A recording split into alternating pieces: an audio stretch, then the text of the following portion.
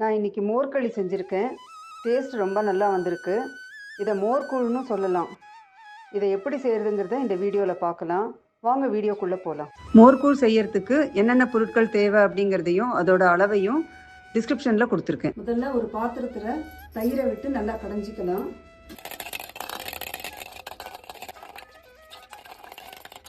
இப்போது இதில் தண்ணி சேர்க்கணும். ஒரு கப்பு தயிருக்கு 2.5 கப்பு தண்ணி சேர்க்கணும். 2 கப்பு தண்ணி சேர்த்துருக்கு. இதை நல்லா மிக்ஸ் பண்ணிக்கலாம். இப்போது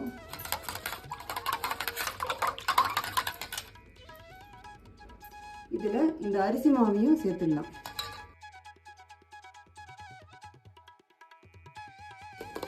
கட்டி இல்லாமல் நல்லா மிக்ஸ் பண்ணிக்கணும். இந்த மாதிரி கட்டி இல்லாமல் நல்லா மிக்ஸ் பண்ணணும். இந்த மாதிரி தண்ணியாக தான் இருக்கணும். இதை முதல்ல ரெடியாக வச்சப்புறம் அதுக்கப்புறம் ஸ்டவ் ஆன் பண்ணிக்கலாம். மோர்கூழ் செய்யறதுக்கு ஒரு அடிகனமான வாணலி எடுத்துன்னு இருக்கேன். அதில் ஒரு 4 டேபிள் ஸ்பூன் நல்லெண்ணெய் சேர்க்குறேன். இப்போ மீடியம் விட கொஞ்சம் குறைச்சி வச்சுருக்கேன். முதல்ல கடுகு சேர்க்குறேன். இப்போ கடுகு வெடிக்க ஆரம்பிச்சிடுது. முதல்ல காஞ்ச மிளகாயை சேர்க்கலாம். இதில் காஞ்ச மிளகாயை லைட்டாக வறுத்தப்புறம் உளுத்தம்பருப்பை இதில் சேர்த்துடலாம். ஜீரகத்தையும் சேர்த்துடலாம். உளுத்தம்பருப்பு பொன்னிறமாக ஆற வரைக்கும் வறுக்கணும். காஞ்ச மிளகாயை முதல்ல கொஞ்சம் வறுக்கிறதுனால அதில் இருக்கிற காரம் எண்ணெயில் நல்லா இறங்கி இந்த மோர்கூழ் நல்லா டேஸ்ட்டாக இருக்கும். இப்போ கருவேப்பிலையை இதில் சேர்த்துடலாம். பெருங்காயத்தையும் இதில் சேர்த்துடலாம். இப்போ மோரில் அரிசி மாவு கரைச்சி வச்சுருக்கோம் இல்லையா, அதை இதில் சேர்த்து கலரணும்.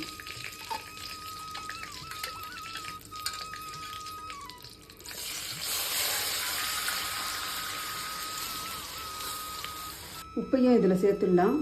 கைவிடாமல் இந்த மாதிரி கலரிண்டே இருக்கணும், இல்லாட்டி கட்டிடும்.